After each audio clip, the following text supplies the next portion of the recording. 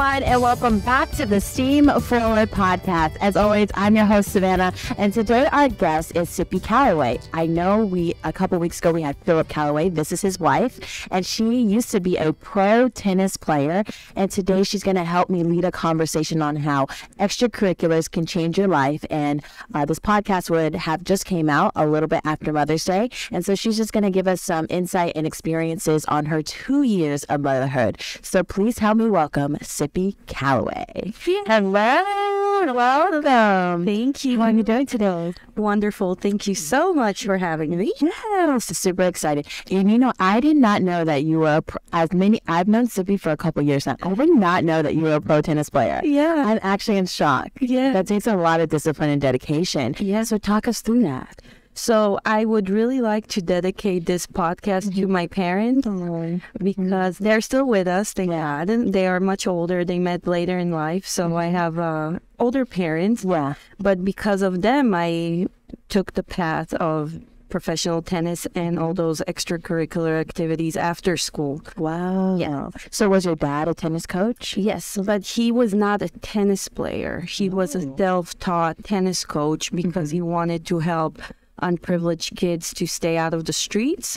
So he created a tennis program in Israel that gave free tennis lessons to kids who did not have the means for their parents to, you know, pay for tennis lessons and things like that. So he had free classes and things like that. Yeah. So you grew up in Israel. Yes. How long did you live there before coming to America? I came to America a month shy of turning 16. Oh, wow. So coming to America and celebrating my 16th birthday was like a dream because that's what you see on TV. Yeah. You see Sweet 16, you see those things. So Then was it a culture shock? yes and no. Because of my tennis path, I'm still very guarded, I would say, shielded from the outside world. Right. And so I stayed within my tennis community and the school that I was placed in. So it was a culture shock because I thought I would only see Mickey, Minnie, and like that. Yeah. And it wasn't like this At all, yeah. So did you move to Miami when you came from Israel?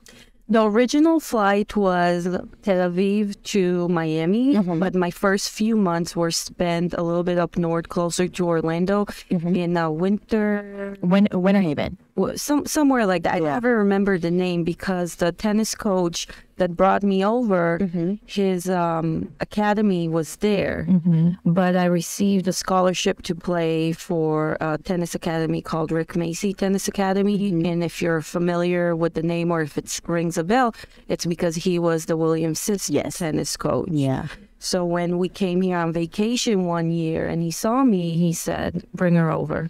Wow. I came to Miami, but I lived there for a few months until my parents situated living arrangements. And then I came down to Fort Lauderdale, Miami area. So did they kind of move you to America because it would help your tennis career rather than staying in Israel? Yes. So I'm also Dutch. My father is Dutch. My mom is Israeli, and they met in the Netherlands. So after Israel, I moved back to the Netherlands, and that's where I met the American coach. Yeah. And from there, he said, I think the next step would be to come to the United States. Wow. Now, in Israel, I was top-ranked player. I was number one in my age group. Awesome. Top 1, 2, 3 in all the ages, 10, 12, 14. And then in the Netherlands, there was a bigger competition. So I was number one in my region. But nationally, I saw that the competition was much higher in comparison to Israel. And that's when the coach said, I think if she trains, she, meaning me, he was talking to my parents, if she trains in the United States, it will open her, you know, capability, to even maybe think about college. But college was definitely plan Z, like... Right. Of the mind. So how would you say that you being in tennis kind of saved your life and really like made you have all these doors of opportunity? So right now, tennis is a much more open sports to all type of people, all financial settings. But back in the day, I am 38, so back in the day, like 30 years now, tennis was a much more expensive sport. Right. And I was very fortunate and blessed that my parents were able to put me in that type of setting. So I would say being able to play sport, any sport really back then, was a blessing because it was so much more expensive than it is now. If you look at baseball leagues, soccer leagues, anything, now a lot of people can afford it, but back then it was very, very, very hard to do it. It was like an exclusive kind of thing. Yes, and especially a sport like tennis because it's not a team sport. It's an individual sport. Yeah. So growing up, my parents saw that I had a love for athletics. So they put me in soccer, they put me in tennis because my dad was a coach, and they saw that I immediately gravitated towards tennis. So every day after school, it wasn't, oh, let me meet up with my friends and be on the streets and play outside. Right. Computer weren't a thing really yet. It was more like play outside. Yeah. They said, let's go and play tennis. So I would say that route, in comparison to other kids, I had a much more structured type of upbringing. Yeah. And I wouldn't call it strict because my parents really left me the choice. And that's why, again, I'm dedicating this podcast because they didn't say you have to do this, you have to go to practice, you have to do this. They really presented the option. Yeah. So if you have a structured afternoon, you can get more things done. Yeah. The options that was giving to me is either I have a structure where I go to tennis, I come home, I do homework, I have dinner, hang out with my parents, or I go on the bus with my friends. We play outside, we do what kids do, and not sure if homework will get done or if it will get done right, you know, and then I come home, things like that. So they did give me that option. And at one point, I did say, I don't want to play tennis anymore. I want to hang out with my friends. I went to the movies on Friday. I couldn't go. I did this, I did that. And they gave me that option. But what they took away from me was the freedom. So my dad was waiting outside school when school was over. Yeah. And he said, you can hang out with your friend on the weekend, not during the weekday. Right. Go home. Right. So then I thought to myself, do I want to be home? And do I want to play tennis? Yeah. So the choice was to play tennis. Yeah. So how would you, because, you know, we have students that watch this podcast and because you made it to the pros, right? How would you encourage them in their journey of like maybe they're in basketball or football or even tennis? How would you encourage them just to keep pursuing and not really worry about all the distractions that come with it? So I would definitely say to practice.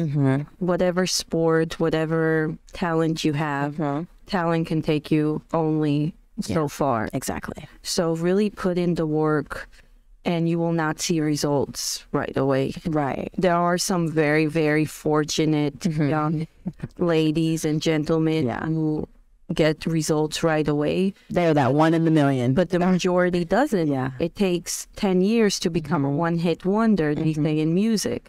So it takes thousands and thousands of hours of practice to become great at what it is that you do. Right. And something that if I can look back and change is to have a plan B. You know, I put all my eggs in one basket. Right. So did my parents, where we moved from country to play tennis. And unfortunately, I got injured. And that's how I ended up playing college tennis, which was a blessing too. But if you, from a young age, can tell yourself and your family, because it is a family decision, because they are your sponsors. When you are 8, 9, 10, 11, all the way, they are your sponsors. Yes, you may get money from other places, but they are the one who are sustaining you. So if you can make a family decision saying this is the path I want, and you don't look right or left, you stay on that path, but discuss ahead of time, just in case, what will happen if an obstacle comes and we cannot get back on the track. What can we do? I never had that conversation because collegiate sports is not big in Israel. We don't have university with sports like that. There's like one school in the whole country that does that. It's either you're an athlete or you're a professional. It's not in between.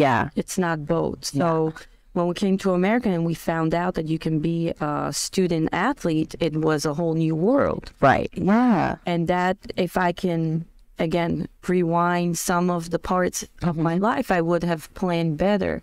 Right. Because I didn't know certain rule that NCAA had. I didn't know that you are not allowed to earn X amount of money and then you don't get a scholarship. So my first year of playing collegiate tennis, I had to redshirt it, which means you have to sit it out. Wow. So then I had to even switch colleges. Yeah. So also do your research. Do your research. Just be prepared. So that's the advice I would give. Be prepared. So I know we had Johnny Wilson. He played in college basketball, and then he injured his knee, and so he's now a coach for basketball. So did you ever get into the coaching realm? Yes. Of tennis? You did? Yes. Coaching was actually the first thing I did once I became a senior in college. I tried to take the television route. That's what I graduated with, communication and media. Yeah. And I really wanted to be a sportscaster. I had an internship with Channel 4. It was amazing. But the year I graduated was 2008. Yeah. And you youngins may not remember what happened in that year. But it was pretty serious. Yeah. And instead of hiring people, they laid off people. Yeah. So because the recession, correct? Yeah. So they couldn't hire me as an employee. So I went to what I know best, and that's tennis. And a tennis coach by the name of Carlos Casely took me under his wing, and I started coaching little kids, which feels like babysitting, really. I can only imagine. Yeah. But that's where you start. Yeah. And that's how you test the waters yourself, because if you can work with children, little children, and if you can work with much older adults, you know you can do anything. Yeah. I mean, because there's really not a lot of difference between older people and babies. Yeah. The same. They all have the brain. I can do whatever I want, whenever I want. Right. Yes. Yeah. Yes, I was coaching for most of my adult life. Right. So as I said, we're going to talk about Mother's Day and just like appreciation for mothers. And so we appreciate you for being a mother, Tsippy. And I know that you've been a mother for 2 years. So just kind of tell us about what motherhood has been like for you. And has tennis kind of like prepared you to be a mom? Has your life experiences really led up to this moment that you're a mom? Absolutely. Yeah. I think I keep on saying the same thing where I dedicate this podcast to my parents because they helped me become the mother that I am today to my son. Yeah. And one of my biggest goals was accomplished during my first year of motherhood, where I played a tournament in our country club at Williams Island. And I got to win all 3 divisions. And I know that my son will never remember it, but I will remember. Well, even if I will never play tennis again, I know that I did this and I really wanted to do it for him because as a mother, I see what sacrifices my parents made. Yeah. And I am willing to do the exact same thing, whether it's tennis, studying, dancing, whatever passion my son will have, I want to fully support him. Yeah. But again, just be more prepared this time around. Yeah, absolutely. So Tsippy, what's next for you? I know that you don't play tennis at the moment unless it's for fun. But I know, don't you work with your husband? Yes. Yes. And doing what? My husband owns a real estate company. He's the broker owner. And during the COVID season, I decided to go ahead and get my license in real estate. So I am working under my husband. That has to be tricky. Sometimes. Yeah. I take a lot of walks during the day. So how is that like? How is it like being a real estate agent? It's challenging. Yeah, I would. And I will take it back to tennis a little bit. You know, tennis is a very me sport, and so is real estate. And man is your friend because everyone is trying to get that deal for themselves. Yes. Yeah. And I thought, I mean, I do believe that I'm a people person, but the different people that I got to meet throughout real estate, not friends, but just complete strangers, you'll be amazed at how people are. And I realized that maybe I'm not that much of a people. Yeah, because I feel like real estate was a selfish market. Yes. Yeah, it's very so. And I get it because everybody wants to succeed. Yes. We're all trying to succeed. Yes. So let's just go ahead and wrap up this podcast with our word of the day. And I'm really inspired by you is what I want to say. I never knew any of these things about you. And I've known Tsippy. You're very humble. And I encourage you to take that with you and always be that way. I love that about you. I really do. So if you could wrap up your experiences from being a tennis player to now, your journey now being a wife and a mother, what would be that one word? Prepared. Prepared. And why? Because if you prepare yourself for anything, you will never find yourself shocked. Right.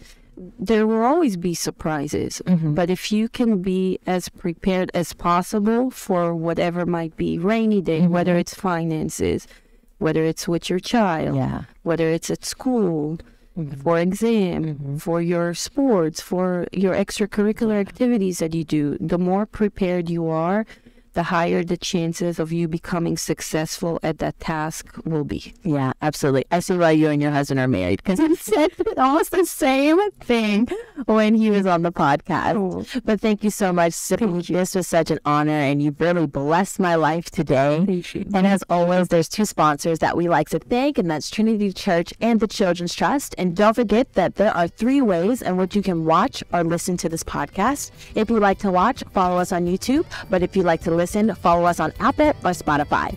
Remember, this is the Steam Forward Podcast. See you next week. Steam Forward Podcast.